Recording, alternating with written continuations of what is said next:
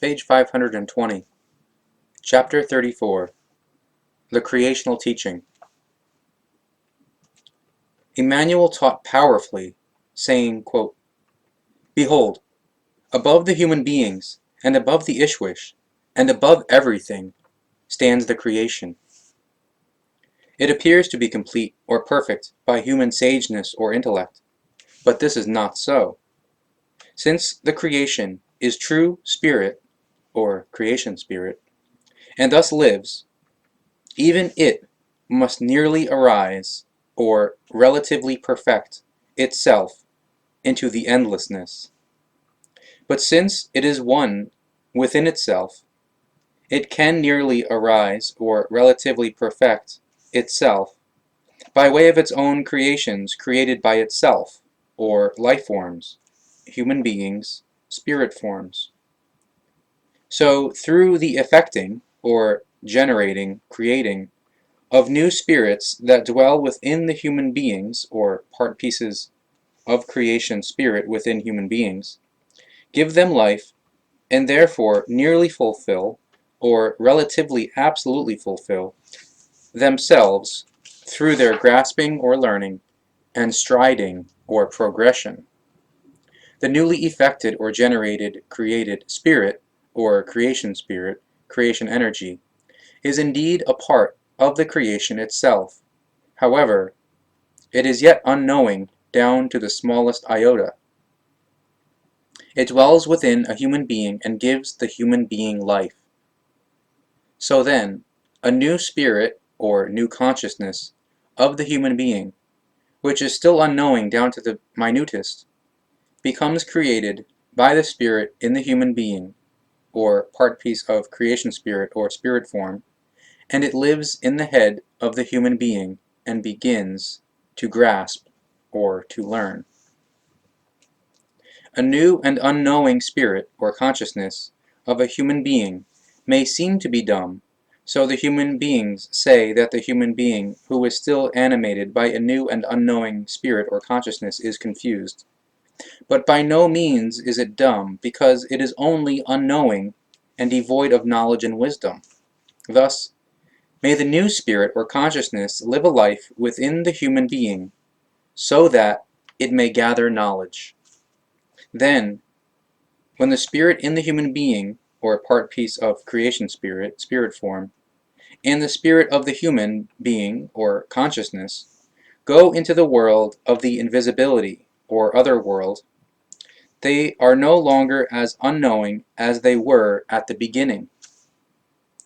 And the spirit in the human being, or part piece of creation spirit, comes back in the return, or rebirth, together with the spirit of the human being, or consciousness, which returns to the world in renewal, or in a new form as a new consciousness with a new personality, in a new birth, and lives as a human being, but is no longer quite as unknowing as it was at the beginning. Again it grasps or learns, and gathers further knowledge and new wisdom, and thereby it increasingly escapes from the unknowledge. So after many new lives as new selves, or new births as new personalities, the time comes when the human beings say of the spirit or consciousness that it is ordinary or normal and no longer confused. But this is neither the end of the spirit or consciousness, nor its fulfillment. Having become knowing in the spirit or consciousness, it now seeks even greater knowledge and greater wisdom. Thus, the human being nearly or relatively fulfills, or relatively absolutely fulfills, him or herself in the spirit or consciousness, in accordance with the law of the creation. Therefore, also, his or her spirit in him or her, or spirit form, part piece of creation spirit, unfolds in accordance with the law of the creation, and thereby ultimately becomes one with the creation as was determined from the earliest beginning. Even when the creation has brought forth a new spirit, or new spirit form, part piece of creation spirit, and lives in the human being, and the spirit or consciousness of the human being has nearly fulfilled, or relatively absolutely fulfilled, it, So the spirit or spirit form is, nevertheless, independent in the human body. Once the spirit in the human being, or spirit form, part piece of creation spirit, is nearly or relatively fulfilled, or relatively absolutely fulfilled, it then returns to the creation to become one with it.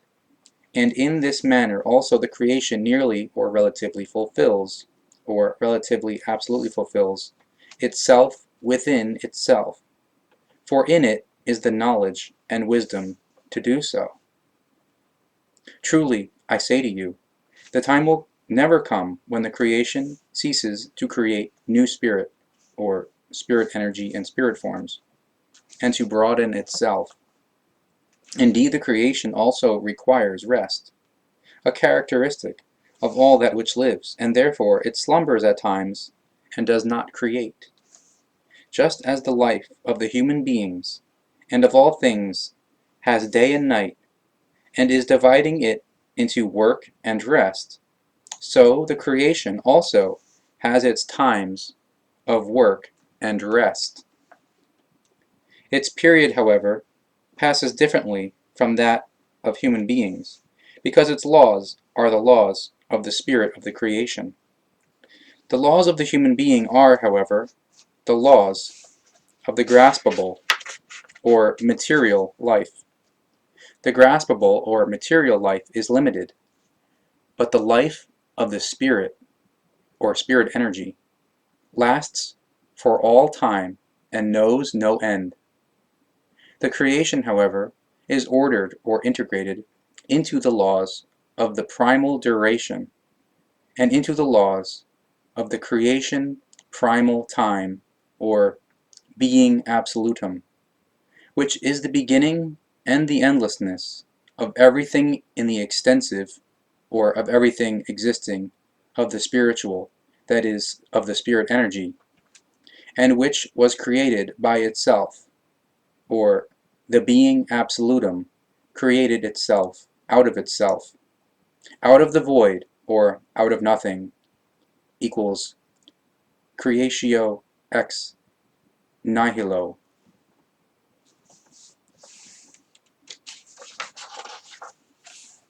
The secret of the creation, however, is that which is immeasurable, and everything therein is based on the number 7 increased, or the number 7 multiplied, which is counted in a manifold number of increase, or multiplication. This is, however, one of the secrets and the laws that the human thought power, or intellect, will solve only when it reaches near or relative completion, or relative, absolutely full development in the Patali level. But let it be said that the laws of life are not hidden from the wise, hence they can recognize and understand and follow them. Thus, the wise have the recognition that the secret of the creation, of the primal time, or primal time creation equals being absolutum, lies in the number 7, which becomes manifoldly and increasingly counted or multiplied. Thus, they will gather and possess the knowledge that even the creation has its times when it works or rests, and the times are also based upon the number 7 manifoldly increased or multiplied. The creation rested in a state of slumber for 7 great times when nothing existed, not even the firmament, or universe and space. Only the creation has been in slumber, and it brought forth or created neither creature or life, nor anything else, or any existing thing. But at its time it did awaken from its slumber, after the 7 periods of the 7 great times, and it began to create all creatures, or the life, and everything that crawls, walks, or flies, and everything that arose, or became existent. After having rested for 7 periods and 7 great times, however, it is now creating creatures, or life, and everything else for another 7 periods and 7 great times, until it requires rest again, and reposes anew in deep slumber for a further 7 great times. But when it will rest again and lie down in slumber, nothing will exist except for the creation in itself. There will no longer be any creature or life, nor anything firm or material, nor any other thing. Only the creation will exist within itself during 7 times or periods, during the 7 great times, because it will be in rest, or it will rest, and thus slumber, until it awakens again, and brings forth new existence, and creatures or life, and firm things or material things, and everything else, or every other existing thing that will be. Just as the creation is one within itself, however, so is all life, presence, and being or existence, one within itself. As the human being and all plants and all creatures and all life are one in itself, so is the law of the creation, and also it, or creation, in itself. Thus, everything is one with itself. However, everything is also one with all, or all life and all existence are connected with one another, and altogether form a oneness. A human being may believe that everything is 2 or 3, but that is not so, because everything is one. If human beings believe something to be 2 or 3, then it is truly only one. So they should make everything that is 2 or 3 into one. Since the spirit in the human being, or spirit form, part piece of creation spirit, is part of the creation, it is one with the creation. Consequently, it is not 2.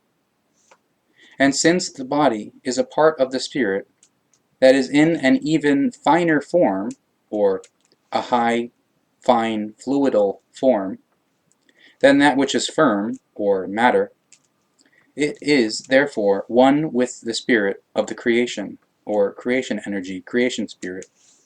Consequently, it is not 2. The teaching is that there is a oneness, and not in any wise or form a 2-ness or 3-ness. If it appears to the human beings that there is a 2-ness or 3-ness, then they are the victims of deception, for they think according to their ununderstanding and according to the false knowledge of their undiscernment or unintellect. But if they think in accordance with the knowledge according to the law of the Spirit, or according to creational natural laws, then through insight or rationality, they therefore find the truth that lies in the law of the creation. Only the thinking of a human being can be confused, but not confused are the laws and recommendations of the creation. For this reason, it is said that everything proceeds from a oneness, and a 2-ness seems apparent only because the human beings, in their limited or wrong, non-understanding thinking, do not grasp the truth. Everything is a oneness, and everything proceeds from the oneness of the creation as a oneness. Therefore, no 2-ness or 3-ness whatsoever exists, because a 2-ness or 3-ness violates the laws of the creation. Therefore, the human being should make the 2 or 3 or 4 or 5 each into one, or into their own oneness, and think and act according to the laws of the creation, so that they will not make a 2-ness or 3-ness or 4-ness or 5-ness. Only in his or her ununderstanding does a human being make a 2-ness or 3-ness and violate the laws of the creation. However, when a human being aligns everything into a oneness, making everything into one, and then, when he or she says to a mountain, quote, "Move away," then it will move away. When everything is one in the creation, in its laws and recommendations, in all its creatures or life forms, and in that which is firm or matter, the knowledge is without blemish or error. When a wise one says there are always 2 of everything, he or she says with this that all things are one within themselves, and that they are one together. Therefore, it is only a semblance, that a two-ness or a three-ness, a four-ness or a five-ness is given, because in itself and also together everything is always one. Therefore, since that which is ineffective or a negative alone is one in itself, because it also has that which is effective or a positive inherent in itself, then also that which is effective alone is one in itself, because it is in itself just as much that which is ineffective. Since even when split they are one and a oneness, unsplit they are also one and a oneness, for this is the law of the creation.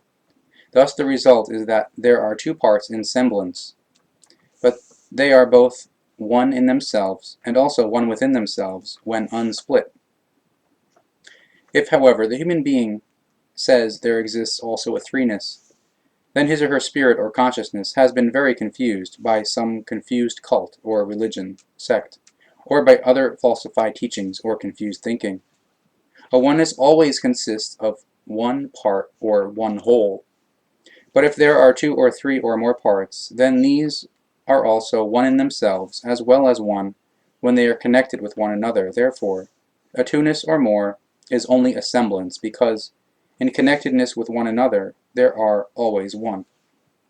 Since a human being, with the spirit in him or her, or spirit form, part piece of creation spirit, and the flesh, or consciousness and body, is a oneness of two parts, the spirit, or spirit form, is a oneness of the two parts with the creation, but both are one in themselves and one together, so they are not a two-ness. The flesh, or consciousness and body, cannot live without the spirit, or spirit form, part piece of creation spirit, because spirit, or spirit form, and flesh, or consciousness and body, are a oneness, even though they are two parts, and thus a two-ness in semblance, which is deceptive. The spirit, or spirit form, part piece of creation spirit, also lives according to the same laws, because in itself it also consists of two parts, so it is one within itself in its part and one with the creation itself. Two parts of the spirit, however, are also wisdom and power in love. Without the wisdom of the spirit, its power cannot be utilized, nor can the wisdom emerge without the power of the spirit, or consciousness of the human being. Hence, two things are always required that are one within themselves, or an independent oneness. So there is a oneness within the oneness, but not a two-ness. Thus the law says that a human being is a oneness in itself, which, however, consists of two equal parts that are also a oneness within themselves, and are also a oneness when unseparated. And the two equal parts in the human being, each of which constitutes a oneness for itself, are the flesh, or consciousness and body, and the spirit in him or her, or spirit form, part piece of creation spirit. So when the scribes teach that a human being lives in a two-ness, this teaching is confused and falsified, because it is not taught in accordance with the laws of the creation. And so will it also be in the coming time, that it will be wrongly and confusedly taught that God is a threeness, or Trinity, with his spirit and with me, since I should be a son of his. But this will only be a work of lies. And everything in such a work of lies will be made by some disciples and disciplesses who walked along my side and heard my teaching of the prophets. Therefore it will be that the false and confused teachings of this manner will also be made by new cults, or religions and sects, Christianity, through confused and zealous or fanaticizing, self-raised higher ones of the new cults.